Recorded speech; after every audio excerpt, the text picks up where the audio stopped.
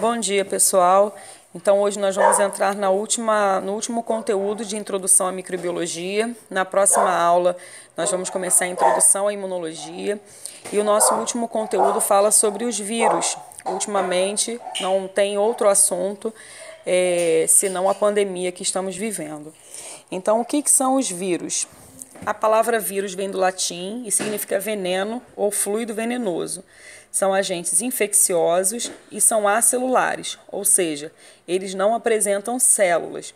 Quando falamos sobre bactérias, eu disse que as bactérias elas são formadas por uma única célula e eles são seres vivos.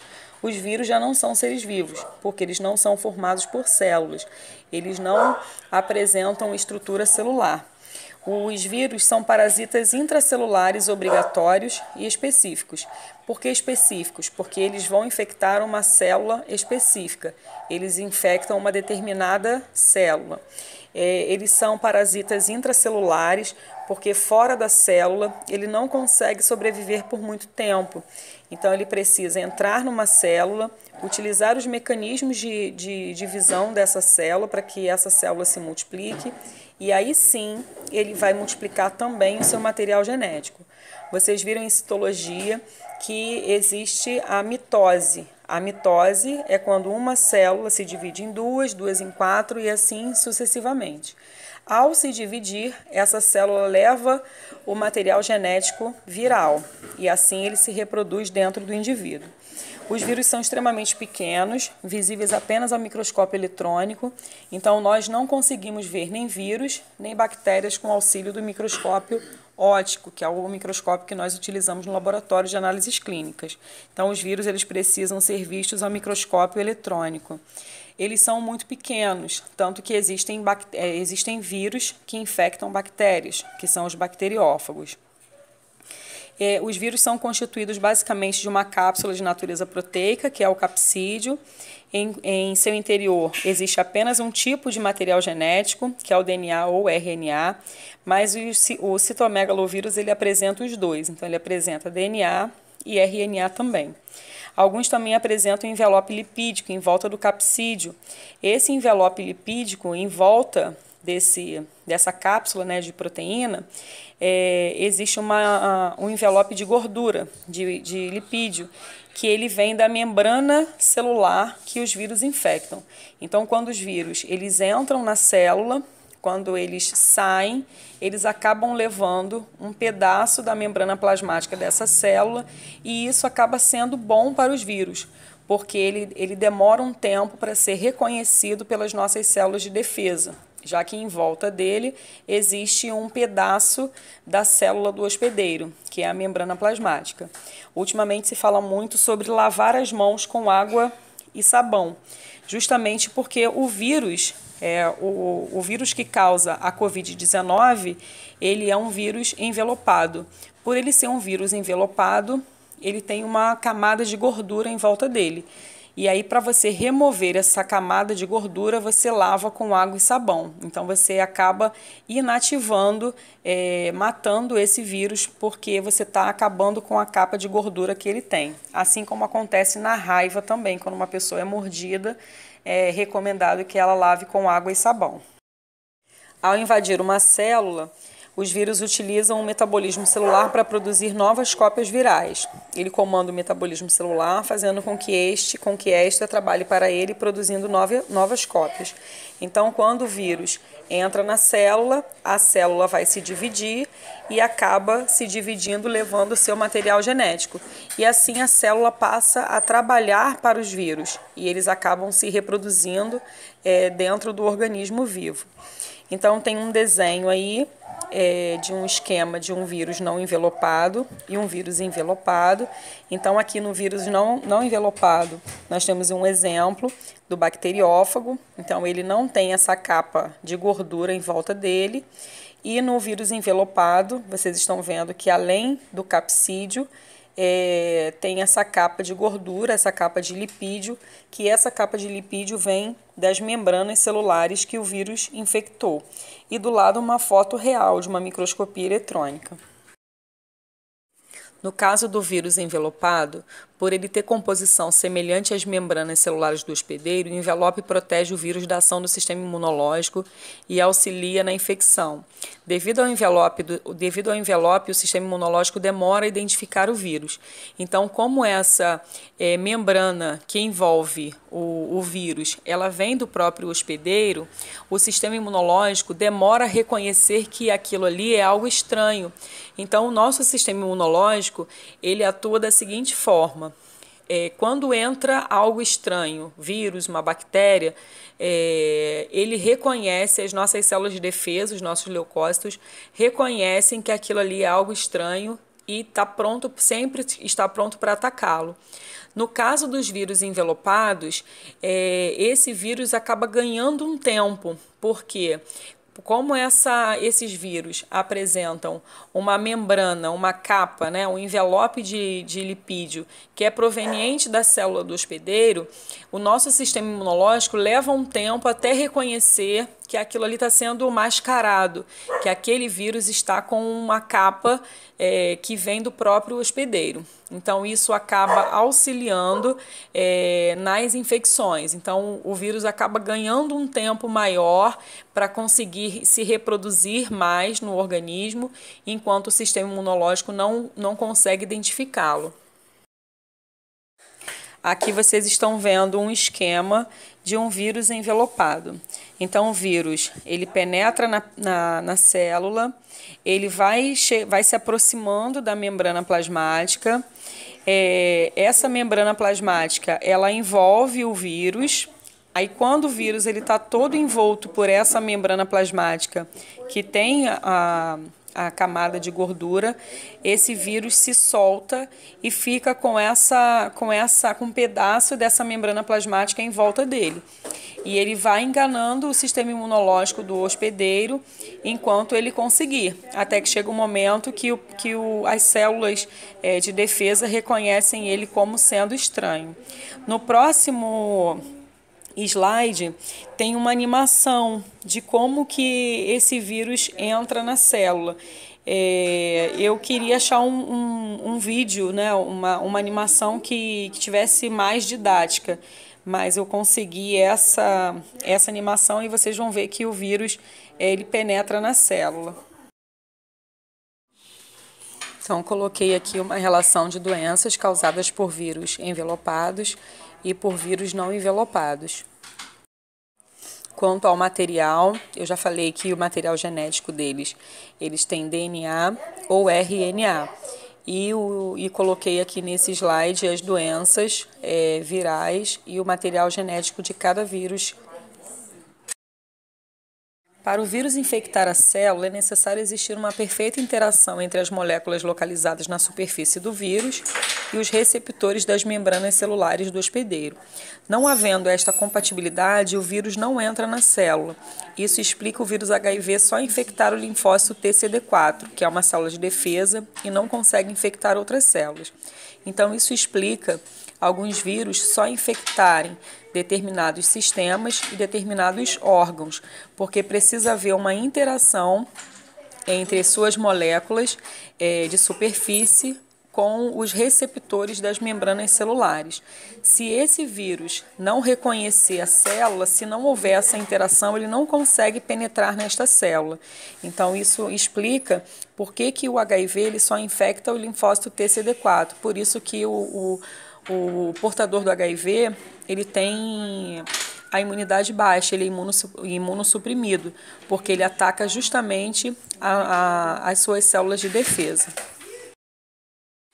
Aqui tem o esquema de um vírus envelopado, onde há moléculas em sua superfície e do outro lado uma célula que vai ser parasitada. Em volta existem receptores na sua membrana.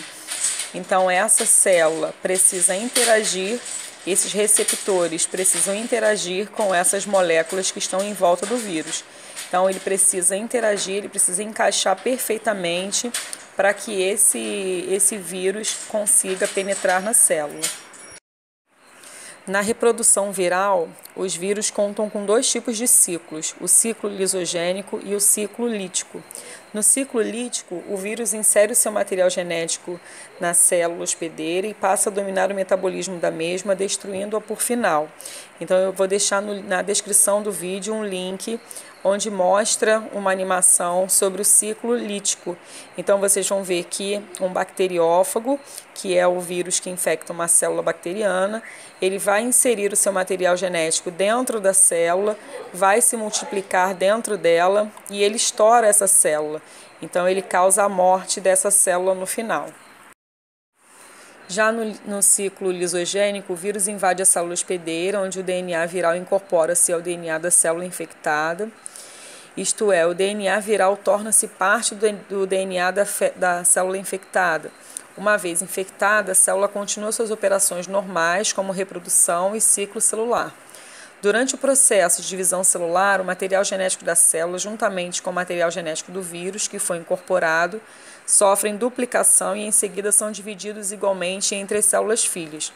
Assim, uma vez infectada, uma célula começará a transmitir o vírus sempre que passar por mitoses e todas as células estarão infectadas também. Então, já falei em alguns slides anteriores que, nesse caso, o vírus acaba forçando a célula a trabalhar para ele. Então, ele insere o seu material genético dentro da célula, incorpora o seu DNA ao DNA da célula hospedeira e, quando essa célula fizer mitoses, esse material genético ele é passado para as células filhas. Sintomas causados por um vírus que se reproduz através dessa maneira em um organismo multicelular podem demorar a aparecer. E doenças causadas por vírus lisogênicos tendem a ser incuráveis. Alguns exemplos incluem a AIDS e herpes.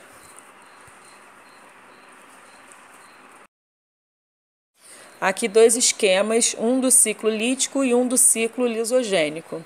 No ciclo lítico, a inserção do material genético dentro da célula. Então, dentro da célula vai haver montagem de novas cópias virais. Essa célula sofrerá lise, ela vai estourar e liberar essas partículas virais. Já no ciclo, e destrói a célula. Já no ciclo lisogênico, esse vírus insere o material genético dentro da célula, esse material genético é incorporado ao DNA da célula hospedeira e quando ela se dividir, ela vai passar esse DNA alterado com o material genético do vírus às células filhas e assim continua essa multiplicação. No ciclo lisogênico, não mata a célula, ao contrário do ciclo lítico. Então, no ciclo lisogênico, esse material genético ele vai sendo duplicado e vai havendo essas divisões, e já no ciclo lítico ele destrói totalmente a célula e mata. E aqui eu coloquei algumas doenças causadas por vírus. Então, a primeira delas é a hidrofobia ou raiva. Geralmente é transmitida através da mordida de um animal infectado, morcegos, cães, gatos, gambás, mas normalmente a gente associa muito somente a cães.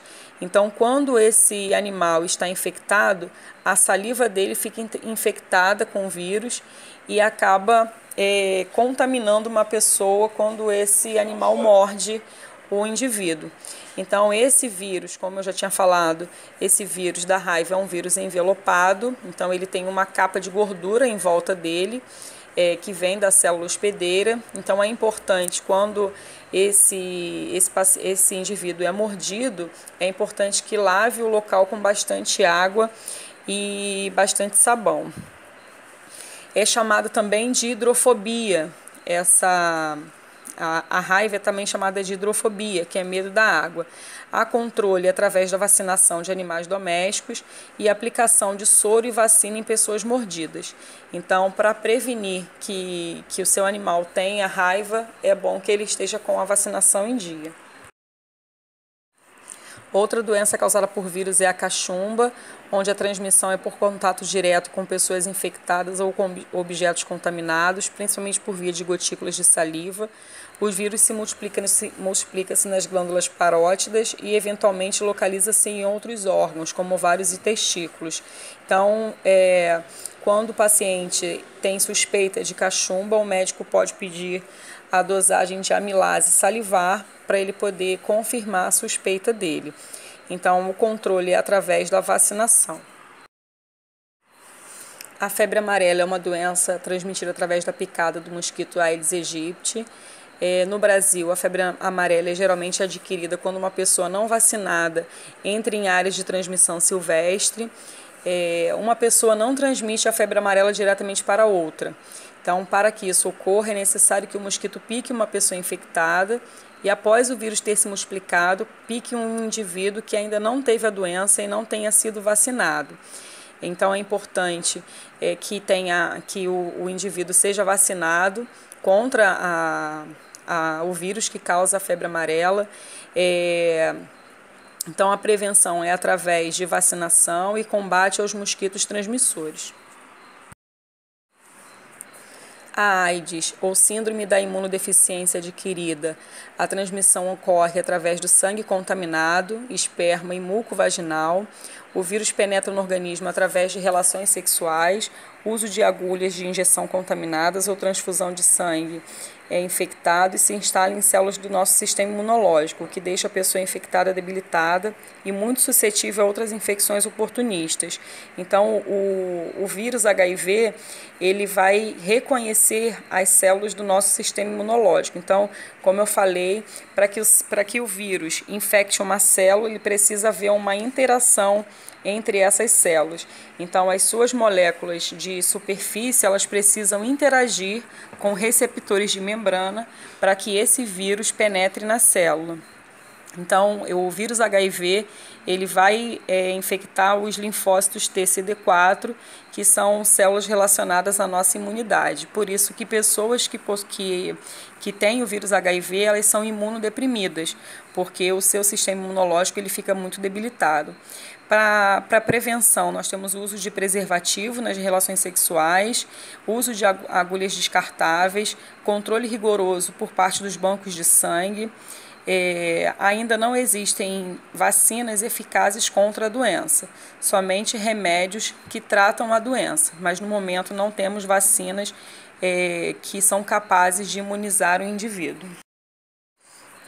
Aqui um teste rápido, eu acabei não falando que a febre amarela também pode ser diagnosticada através de teste rápido, mas eu vou mostrar os exames quando eu falar sobre dengue.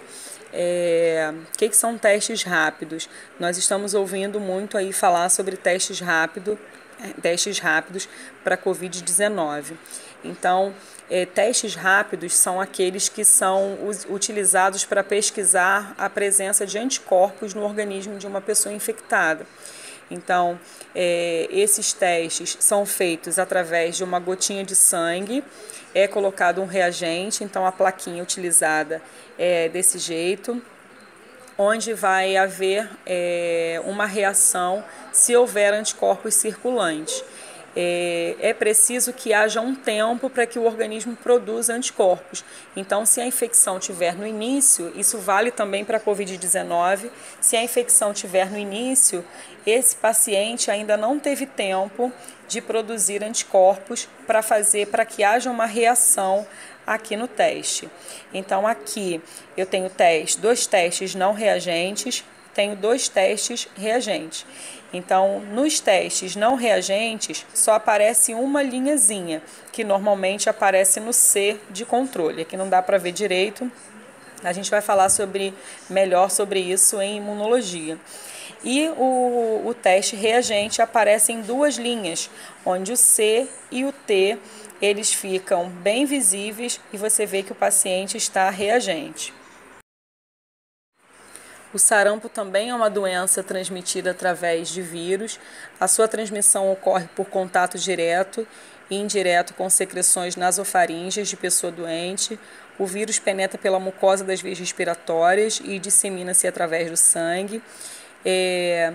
Nós tivemos um grande aumento na quantidade de pessoas infectadas com sarampo pela falta de vacinação. Então, doenças que estavam controladas no passado, hoje estão voltando pela falta de vacinação. Então, é importante que a população seja conscientizada sobre a importância da vacinação contra o sarampo. A rubéola é transmitida por gotículas de saliva de pessoas infectadas por contato direto. O vírus penetra pelas vias respiratórias e se dissemina através do sangue. Normalmente, a infecção é benigna e, em metade dos casos, não produz nenhuma manifestação clínica. Porém, se torna perigosa quando a infecção ocorre durante a gravidez, pois o vírus invade a placenta e infecta o embrião, comumente nos 3 primeiros meses da gestação. Neste caso, a rubéola pode causar aborto, parto prematuro e malformações congênitas, e o controle é através da vacinação. Mas essa mulher precisa saber se está grávida ou não antes de se vacinar. A dengue também é uma doença transmitida pelo mosquito Aedes aegypti, lembrando que todas as doenças transmitidas por mosquitos são as fêmeas que picam o indivíduo. É importante que esse paciente que esteja com suspeita de dengue faça hemograma para saber como está a contagem de plaquetas desse paciente, como está o hematócrito desse paciente, porque se ele tiver uma baixa de plaquetas, ele pode ter uma dengue hemorrágica. E em alguns casos é importante também que haja uma transfusão de plaquetas. Então, como eu disse no slide anterior, o hemograma ele não vai dar diagnóstico para dengue, ele vai apenas acompanhar o quadro desse paciente. Então, o exame de hemograma ele deve ser realizado em todos os pacientes com suspeita de dengue. A periodicidade da repetição do exame ao longo do período de acompanhamento vai depender da classificação desse paciente. Então, quem vai acompanhar de quanto em quanto tempo ele vai fazer esses exames é o médico. O hemograma ele tem como finalidade principal avaliar o hematócrito para a identificação de hemoconcentração.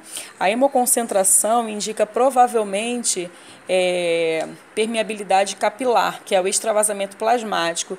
Então, o que vai acontecer com o hematócrito desse paciente? O hematócrito do paciente, se esse hematócrito estiver alto, significa que ele está perdendo plasma sanguíneo. E isso é relacionado à gravidade do problema também. Se esse paciente tiver hematócrito baixo, isso indica que ele pode estar tendo hemorragias e está perdendo muito sangue. Então, o hemograma ele é utilizado para acompanhamento do quadro desse paciente, mas ele não dá diagnóstico. Para diagnóstico, nós temos o exame sorológico. Então, o exame sorológico ele é feito para pesquisar anticorpos. Então, quando eu falei dos testes rápidos para HIV, eu falei sobre a pesquisa de anticorpos. Então, essa positividade ela vai acontecer a partir do 4º dia da doença, que é o tempo para esse paciente começar a produzir anticorpos contra o vírus da dengue. O controle é realmente o combate aos vetores, então é importante impedir que esses mosquitos nasçam, então evitar de deixar água parada para que esses mosquitos não possam se reproduzir. Hoje já está começando a ser oferecido pelo SUS o teste rápido para zika, dengue e chikungunya, já que são doenças transmitidas pelo mesmo mosquito, muitas vezes os sintomas se confundem, então é importante que faça o teste rápido para essas 3 doenças em conjunto. Então, nesse caso aqui, da zika, dengue e chikungunya, é feito através de pesquisas de IgM e de IgG. Então, nós vamos falar sobre isso em imunologia. Mas IgM e IgG são 2 classes de imunoglobulinas que elas vão aparecer em momentos específicos. Então, se é um paciente que está no momento da infecção, o tracinho que vai aparecer ali no kit vai ser do IgM, ou seja, ele está no momento infectado. Se é uma situação onde o paciente já teve contato com o vírus e ele não está doente no momento, mas ele tem anticorpos circulantes, o tracinho que vai aparecer ali é do IgG. tá? Então ali nós vamos ter 3 tracinhos. Um do controle, que sempre vai aparecer, ele sempre vai ficar reativo. O IgM, se o paciente já teve essa doença no passado e ele já tem anticorpos circulantes, e o IgM para pacientes que estão com a infecção no momento. A Zika também é uma doença transmitida pelo mosquito Aedes aegypti, é uma doença viral. No momento não há vacina para prevenir essa doença.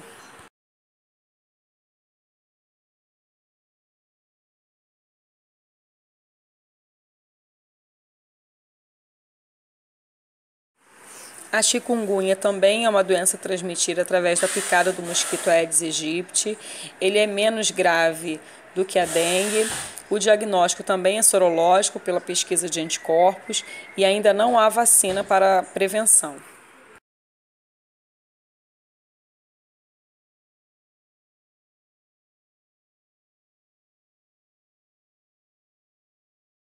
A herpes é causada pelo herpes simples, tipo 1 e tipo 2.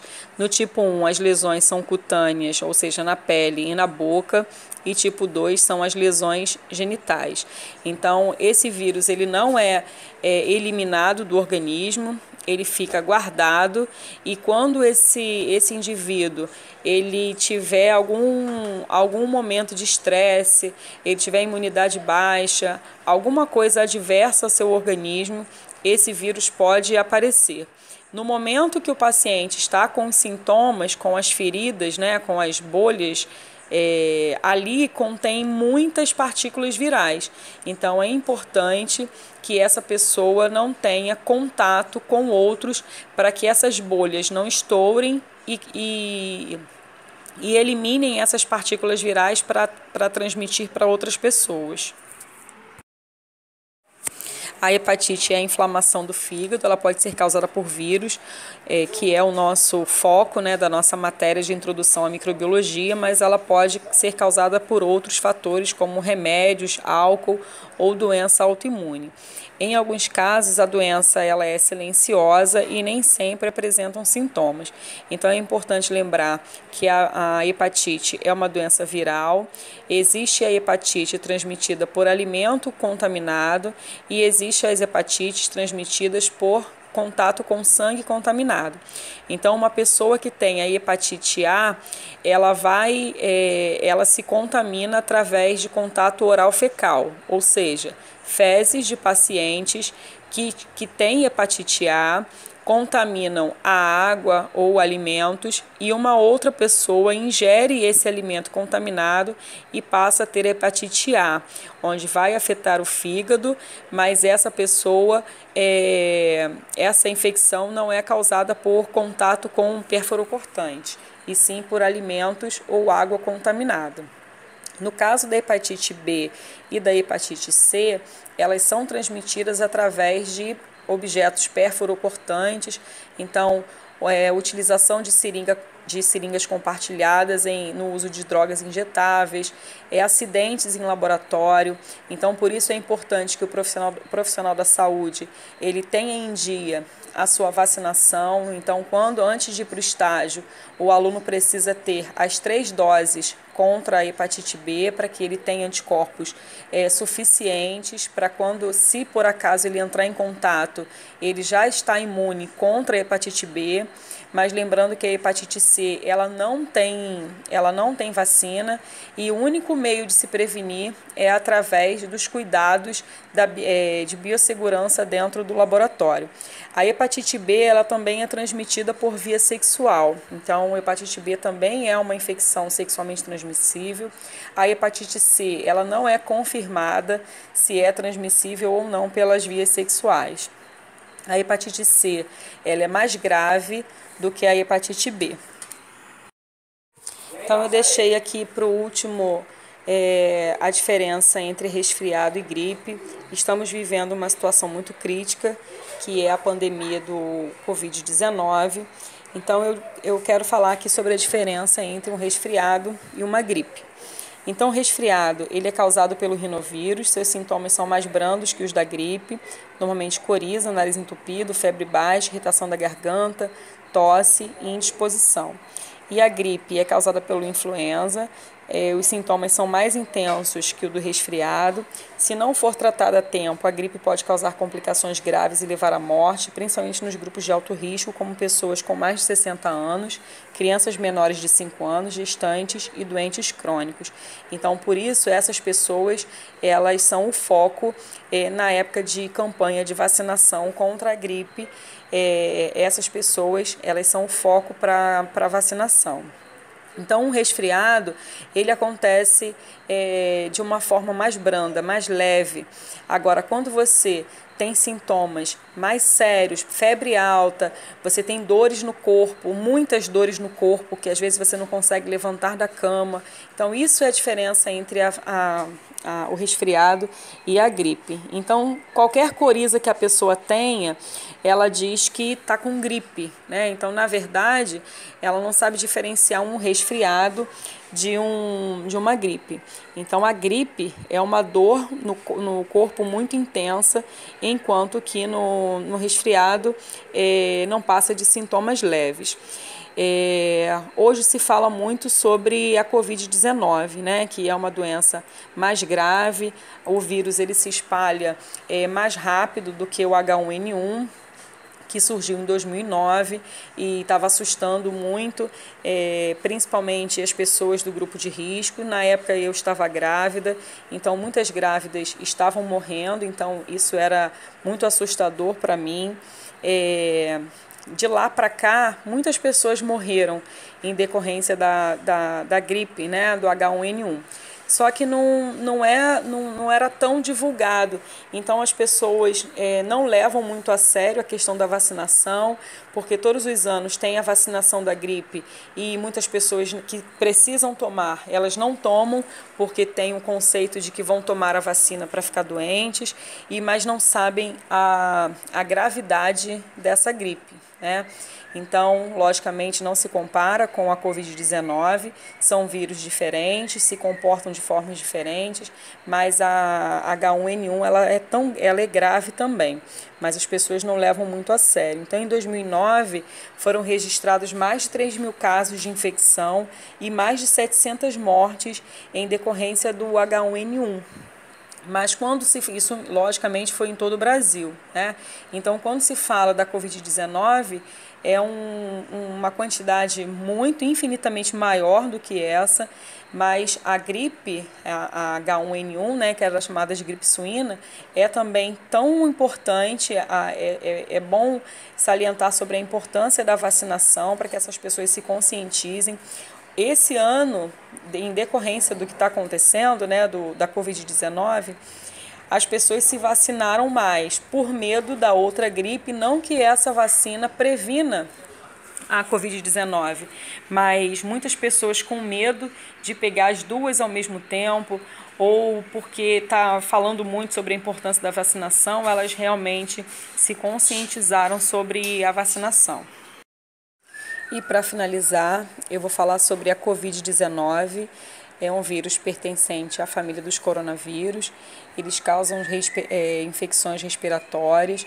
Geralmente essas infecções elas podem ser leves em algumas pessoas, mas pode ser uma infecção grave em outras, principalmente em pacientes imunodeprimidos, idosos, pessoas com doenças crônicas.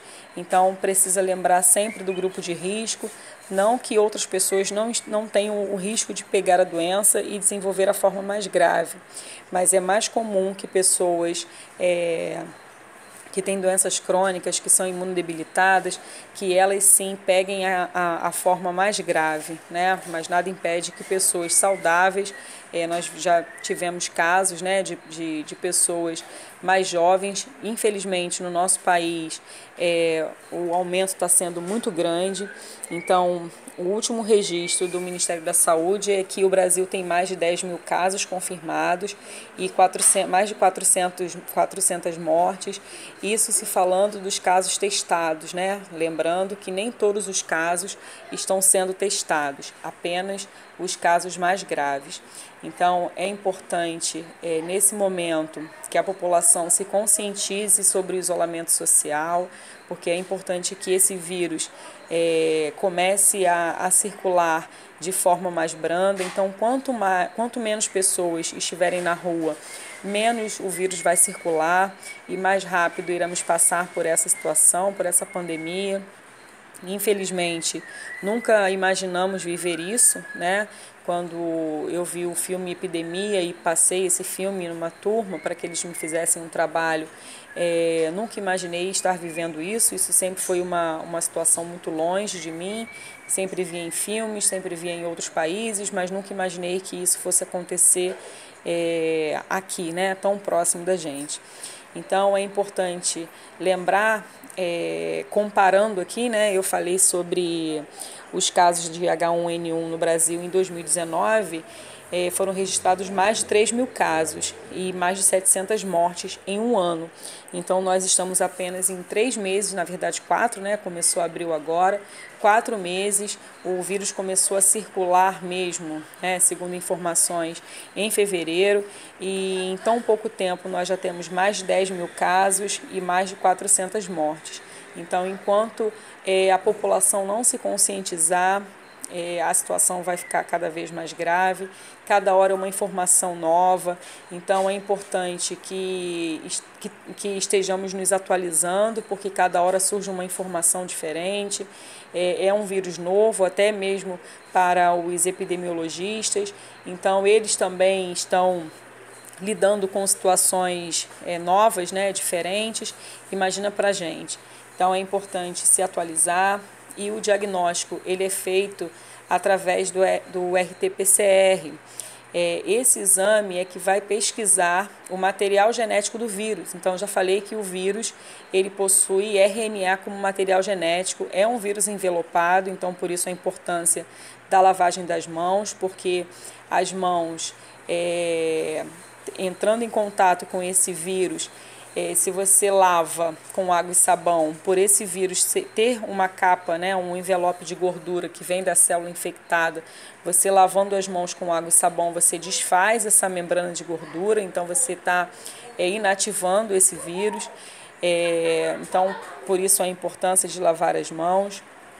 Então, o caso está se agravando cada vez mais e é importante que todos tenham consciência. Então, eu estava falando sobre o exame, né, o RT-PCR. Esse é o exame que vai dar diagnóstico, que vai realmente diagnosticar a doença, mas ele não está sendo feito em todos os pacientes, até pela quantidade que nós temos, que é insuficiente. Ultimamente, tem se falado muito sobre o teste rápido, onde se faz uma incisão na ponta do dedo e colhe uma gota de sangue, faz o teste, o mesmo teste que vocês fizeram quando entraram na aula de coleta para sífilis, hepatite B e C e HIV, mas esse teste ele não é 100% eficaz, porque ele pode ser feito em pacientes que ainda não deu tempo de haver produção de anticorpos, mas é importante que esse teste seja feito em massa. Outros países já adotaram essa medida e o Brasil vai tentar adotar essa medida também, eu espero que consiga. E é isso que eu tenho para falar sobre a Covid-19. No momento eu não tenho muitas informações, né? Eu estou me atualizando também, ainda é uma situação muito nova para mim, mas a gente vai conseguir as informações necessárias e principalmente as informações para prevenção nós já temos. No momento não temos vacina, né? Estamos aí numa luta, todos os países estão aí estudando, pesquisando para que seja feita uma vacina, mas isso não vai ser para agora, com certeza. Eles estão tentando aí para o ano de 2021 ter uma vacina circulante, mas no momento nós não temos nada. Ainda tem alguns medicamentos sendo testados, mas essas são as informações que nós temos no momento. Aqui eu finalizo a matéria de introdução à microbiologia com a parte de vírus. Veio a calhar, né, a matéria de vírus justamente nesse momento que nós estamos passando. Eu coloquei só uma charge, né, mas que é o que realmente acontece. Eu vou deixar alguns links aqui na descrição do vídeo falando sobre os vírus, e são animações, é interessante de assistir porque quando você vê uma animação é mais fácil de você conseguir compreender. Espero que todos assistam e que todos gostem.